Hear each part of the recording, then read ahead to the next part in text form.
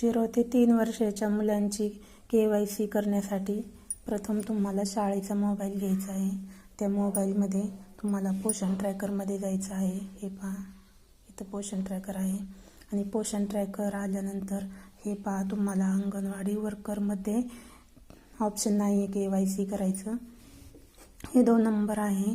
Supervisor CDPO DPO त्यामध्ये पण नाही करायची आहे. खाली आहे beneficiary citizen OTP base log in.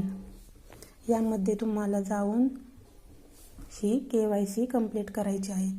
तर हे पहा, मी त्यावर टच करते. टच केल्यानंतर पहा कसं येते. हे पहा, इथं आलेलं आहे मोबाईल नंबर. तर इथं काय करायचं आहे, तुम्हाला पालकांचा मोबाईल नंबर टाकायचा आहे.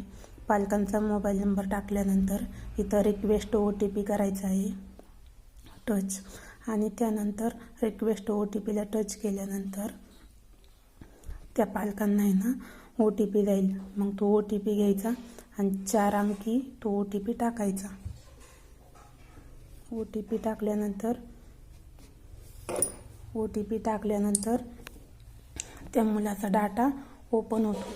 जो नंबर तुम्ही THRला जोडलेला आहे ना तोच नंबर घ्यायचा आणि इथं टाकायचा आहे. दुसरा कोणताच नंबर टाकायचा नाही, नाहीतर मुलांचा डाटा येणार नाही.